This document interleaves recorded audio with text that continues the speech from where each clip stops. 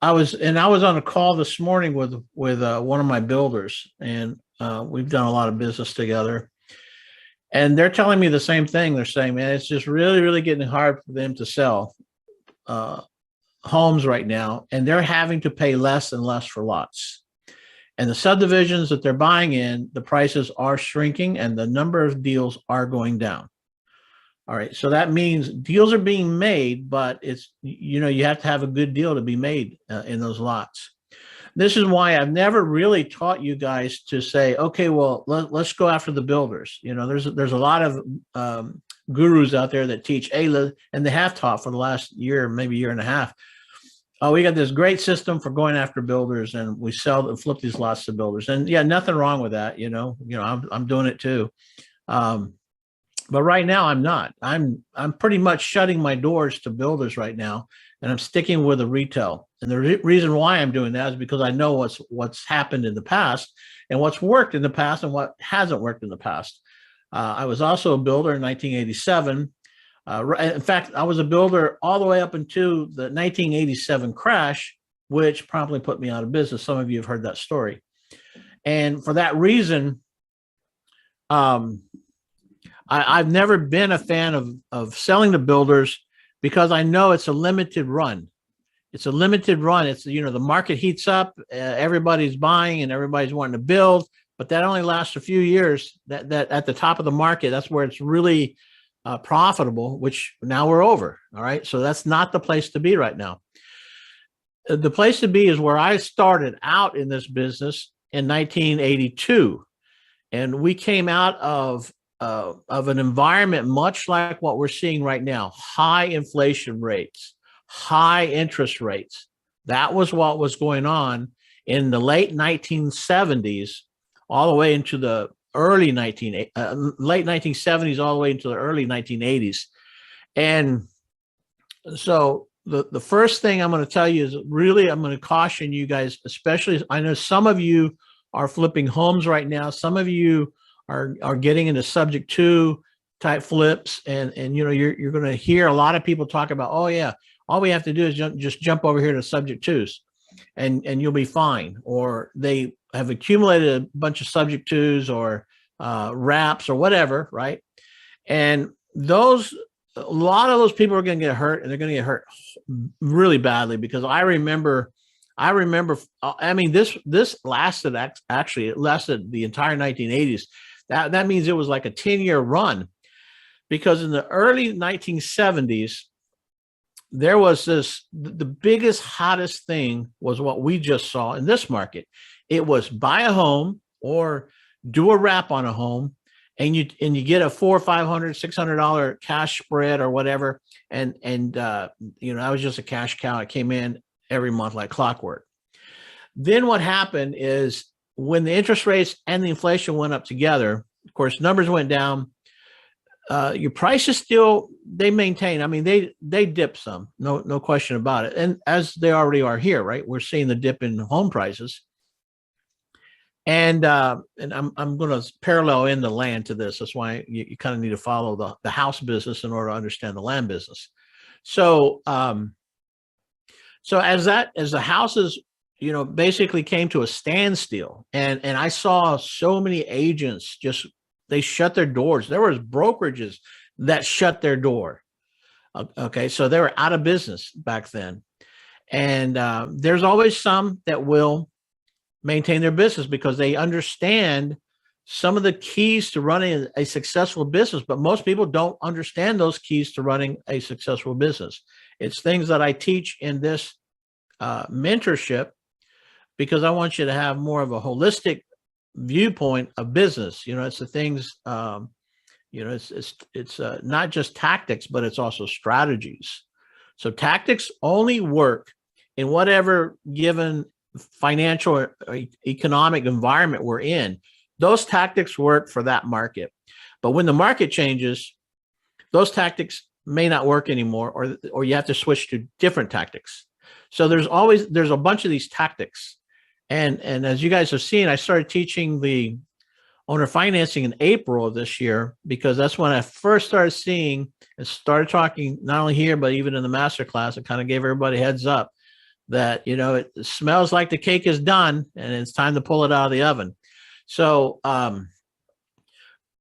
but we're still going to use this because that's what saved me in the 1980 market, or actually didn't save me. I came into it, you know, in that environment. So I knew I didn't want to go into homes or houses, even though I'd gone to the workshops. They were still having workshops. The gurus are out there still saying, hey, come on in. They'd fill up a hotel with I remember sitting in a hotel room with 200 other people in the worst real estate market you can imagine, and they're telling you to invest in real estate. It was a horrible idea, but the gurus are not going to stop marketing, just like you can't stop flipping property. All right. So the ones who just continue barrel through, but understand how you need to shift and use different techniques and tactics in a changing market, that's who survives. Everybody else is going to be gone. All right. I'm going to give you a quick idea, maybe a framework. So imagine that, you know, we up until now, we had this in our backyard. We had a beautiful big pool. In fact, everybody on the block had a nice big pool. Everybody had money flowing in, and everybody would jump in the pool. We all had a lot of people jumping in the pool and having a party, and everything was great. Suddenly, there's a crack. Earthquake came through, cracked all of the pools, and the water started draining out the bottom. And now, as it drained out, what happens to all the people that were participating in that marketplace? Well, they jump out. They see the pool's going down. This is not good. Let's not be in the pool as it drains. This is a bad place to go. So let's go play some basketball. So they're going to go take off and go try something completely new, fall on their face there and start all over, and fall on their face and start all over, because they didn't understand the basics of business and understanding how you just shift. You don't quit. You don't stop. So as the pool goes down, and that's what we're experiencing now, as the pool and going into the future, the pool goes down, everybody's out. Okay, everybody's out. That means there's still water in the pool, so you can get in there and have fun and play. It's just not full anymore. And the great thing is because everybody else is out, you actually have more room to play and do stuff in the pool because you're the only one in there. And everybody on the block is the same way. There's just like one person in every pool. Now, instead of, 50 or 20 or 30 people in the pool, which still, when you think about it, you had a very small piece of room that you could really play and have fun there, but you just had a lot of people and you felt good and you felt safe. Why? Because you're in a group. And when you're in a group, you feel safer. So when the group starts to disappear on you, your animal instinct, what we as humans do is we say, oh no, we got to go with a group. Where's the group going now? I'm going to follow. Those are called followers, and they're not business people. They're followers. And now, though, what happens is your business actually gets easier because now you've got room to do more creative things in the pool. You can come up with new games. You can come up, invite somebody else in. Now you're playing maybe just the two of you. You can play your ball, basketball in the pool, whatever you want to play in the pool. And you're also the only ones in there. So now you can make your own rules. You couldn't make rules before because a group was making the rules for you. Now you can make some rules. So life actually gets easier when the pool goes down some. Now we still have water in the pool because the pool will never get empty. Not that. So people will always buy and sell real estate. It's just not as much as what they were doing. So now coming in and figuring out, hey, how do I operate in this new real estate environment? That's the key for you. So with us, it's going to take a couple of stages. So I'm going to give you some techniques to use, and I'm going to go more into it next week, but I have to show you the tools that you're going to use for the tactics, which I'll explain to you next week. Okay. So, so definitely focus on just the tools. Don't try to figure out so much how you're going to use them right now, because I'm going to explain it and it will all make sense next week. Okay, so let's go ahead and do a screen share. First thing what we're going to look at here is something that you can add on to your contract with the seller. This is not going to be a seller financing addendum that you use between you and the end buyer. That we already have. It's built into our contracts already. I've also taught on that already. because we've always kind of done that. But now we're introducing the seller side. And either we do get them to agree, and I'll show you how to do that, talking them into seller financing. And I've got some very creative ways of doing that, because the stage has already been set. Everything is set up. It's beautiful. So they will say yes, or they'll say no. If they say yes, then this is what we're going to do. All right. So now, and this is what you're going to do. You're going to need to take our initial contract, which is our standard contract. You use them all the time. That's the contract we've got in play right now. And then what we're going to do is add a seller financing addendum. They say yes, well, okay, we'll do the seller financing. Okay, boom. Now we're back in business. And now we're going to just add this as an addendum to the contract. Now, when you add something, and this is a very important legal issue, when you add a seller finance addendum or some other type of addition to a contract, legally it doesn't attach to the contract unless one of two things happens, which is why this is a legal aspect of it. There has to be either inside the contract, when we originally wrote the contract with a seller, they already agreed to, let's say, a seller finance.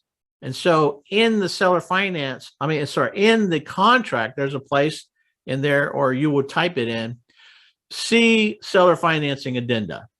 What you're doing by that, or in like our TREC forms, you'll see some boxes. It's like HOA addenda or seller financing addendum. And those are checked.